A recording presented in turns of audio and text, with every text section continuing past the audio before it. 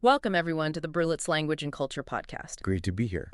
Now, for all of you dedicated, serious learners listening, our mission is really clear. We want to help you achieve confidence, yes, but also that real, authentic fluency in a new language. And that's key, isn't it?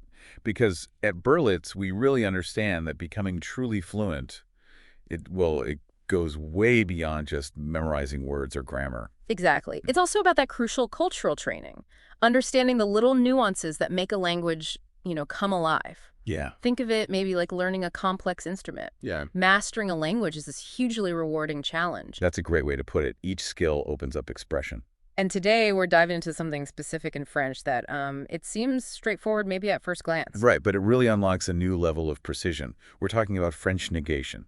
The world of saying no in French. Exactly. And it's often tricky, but honestly, it's essential if you want to sound, well, more like a native speaker. It's not just about saying no, it's about how you say no. Okay, let's unpack this then. Where do we start? The basics. The basics, the foundation. It's what lots of learners call the linguistic sandwich. The linguistic sandwich, right. I've heard that. Yeah, and it's actually pretty intuitive once you see it. You've got two bits, no and pas. Okay. And they wrap around the verb. So no comes just before the verb, and pas comes right after. No, verb pas, like a sandwich. Precisely. It creates this really clear, unmistakable negative structure. That makes sense. And that sandwich idea really highlights how they work together, right? Embracing the verb. It does. And it's a fundamental difference from English, actually. How so? Well, in English, we often lean on helper verbs, auxiliary verbs like do or did for negation.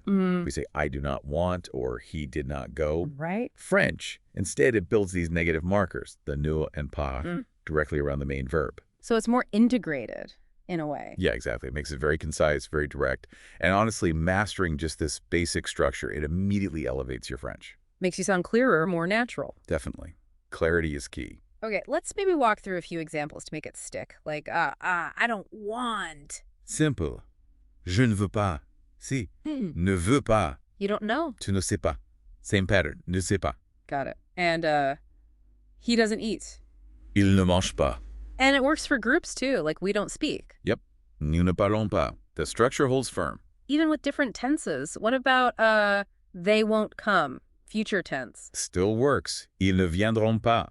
The ne is before viendront, the conjugated verb, and pas is after. So that ne pas structure is really the bedrock, isn't it? Absolutely. It's the foundation for almost all French negation. You really can't express even a simple denial without grasping this first. Which is why it's the first thing you learn, I suppose. Exactly.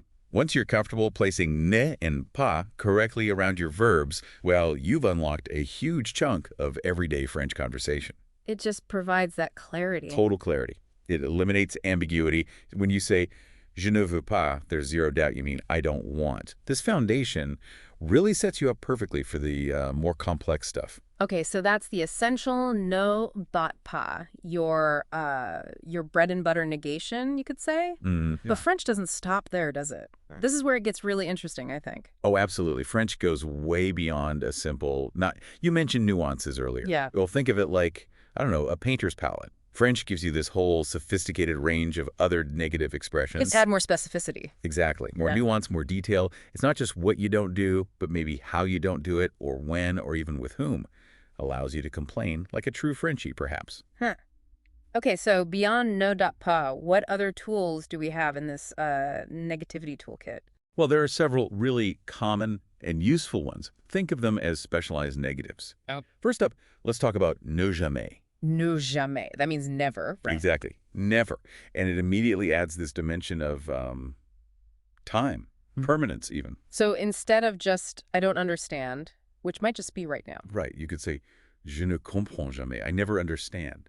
It communicates something much stronger, more enduring. Ah, I see. That's a big difference. Not just this moment, but like always. Precisely. Or think about habits. You might hear, tu ne vas jamais à la salle de sport. You never go to the gym. Ouch. Huh, maybe.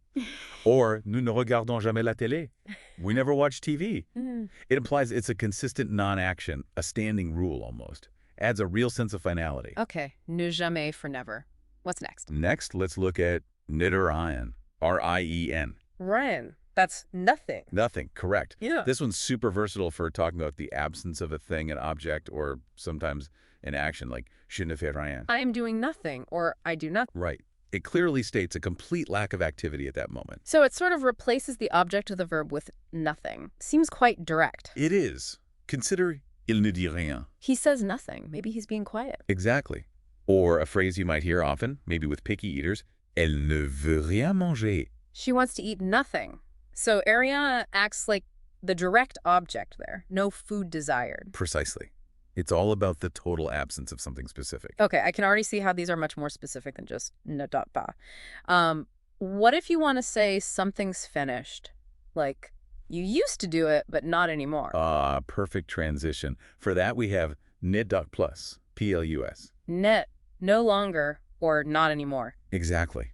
This one is fantastic for indicating a change in status, stopping an action. Or maybe that something has run out, like, je ne travaille plus ici. I no longer work here. Very useful for explaining life changes. Incredibly useful. Or another common one, il ne joue plus au football. He no longer plays football, implying he used to, but stopped. Right. And maybe a slightly more positive example, if someone quit a bad habit. Ils ne fument plus. They no longer smoke. And to that, we can only say, bravo. It really captures that sense of a past action that has now stopped. Definitely a cause for bravo. Okay, so we've got never, jamais, nothing, rien, and no longer. Plus, what about people? How do you say no one or nobody? Good question. For no one or nobody, the expression is ne personne, P-E-R-S-O-N-N-E. Ne personne. Right. And this is crucial when you're negating the presence or involvement of people. For instance, je ne connais personne ici. I know no one here, or I don't know anyone here. Yeah, it's much more precise than just a general negative. It really is. Or maybe you're waiting, nous n'attendons personne. We are waiting for no one. And a very common way to talk about maybe social isolation or just wanting privacy, elle ne parle à personne. She speaks to no one. It highlights that absence of another person in the interaction. Not just not talking, but specifically talking to no one. Exactly. The precision is the key takeaway here. So, what does this all mean for someone trying to speak French more naturally? Not just, getting the basic point across. It feels like we're building up this specialized vocabulary of negativity, like different tools for different jobs. That's a perfect way to put it. It is like having the right tool for the right job. Or, the perfect negative expression for the exact shade of meaning you want to convey. And there are more tools in the box. Oh, yes. We have a couple more really important ones that are just as specific and powerful. Okay, let's hear them. All right, let's look at ne.q, Q-U-E. No Q. Now, this one's tricky, isn't it? Because it looks negative, but it means only. It does. It's a bit counterintuitive, but yes, no co means only. It works like an exclusive negation. Mm-hmm. It implies only this thing applies and nothing else does. Okay, give me an example. Sure. Je ne mange que des légumes. I only eat vegetables. So it negates eating anything else. Precisely.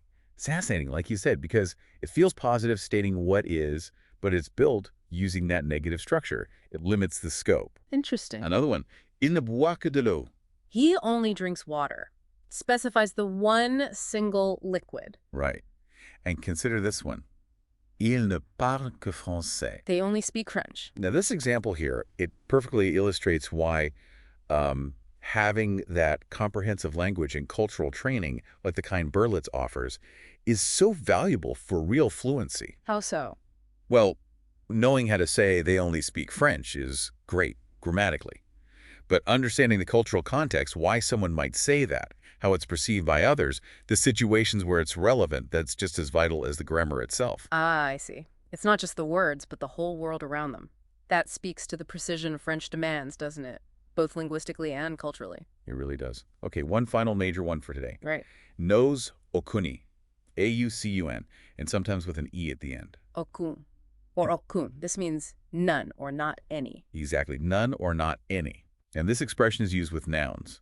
Crucially, it has to agree in gender with the noun it's modifying. Ah, that's why the E is sometimes there for feminine nouns. Precisely. So, for example, je n'ai aucun ami ici. I have no friends here. Ami is masculine, so it's aucun. Perfect. Now, if the noun was feminine, like chance, opportunity, or chance, it would be aucun. You got it. Il n'a aucune chance. Yeah. He has no chance. Chance is feminine, so aucune. Okay. And maybe she has no idea. Idee is feminine too, right? Right. Again, elle n'a aucune idée. This expression really emphasizes the complete absence of any quantity or instance of something, a total lack, zero. Wow. Okay, what's truly fascinating here, when you lay it all out, is just how much nuance, how much precision you can inject into what seems like a simple no. It goes so far beyond just basic not. You can specify never, nothing, no longer, no one only, or not any. Each one has its own distinct flavor. As a serious upgrade to your expressive toolkit. Allows you to really articulate exactly what you mean, or maybe more importantly, what you don't mean. It absolutely is. And look, while this might seem like maybe a lot to absorb at first, It is quite a list. it is, remembering all the different no combinations and their specific meanings. But practice is Yeah. honestly the key. Immersion, listening. All of it. The more you immerse yourself in French conversation, listen to native speakers, and crucially, actively try to use these expressions yourself. They become more natural. They really do. It's like building muscle memory for these structures. You start to feel confident choosing the most accurate, the most natural way to say what you need to say. And that's really where fluency starts to kick in. So wrapping up then, we've journeyed through French negation today. We started with that essential linguistic sandwich of no popper, that's your foundation. That's the starting point. And then we explored the richer palette of specialized negatives. We hit no jamais for never, Ne dot for nothing. no dot teston for no one, The interesting no dot q for only. and no dot aucun for none or not any. Each one adding, as you said, incredible precision and, well, beauty to the French language. They really do. And for you, the serious learner, building that true confidence and fluency, it means embracing these nuances, right? Not shying away from them. Absolutely. And that's exactly what Berlitz aims to help with, mastering the language and understanding those vital cultural insights that go hand in hand with it. Indeed. And maybe as you continue on your own language journey, here's a little thought to ponder. Okay. How might really understanding these specific, nuanced ways of saying no in French, Yeah. how might that subtly change the way you think about expressing absence or limitation, even in your own native language? Huh. That's interesting. You might start looking for more precision everywhere. You might. It's amazing how learning another language can shift your perspective on language itself. So, we really encourage you to keep exploring language and culture. And if you're ready to take that next confident step towards real fluency and cultural insight, well, consider Berlitz for your journey. Absolutely. Well, thank you for joining us today on the Berlitz Language and Culture Podcast. My pleasure. Keep exploring new languages, keep embracing new cultures, and we'll catch you next time.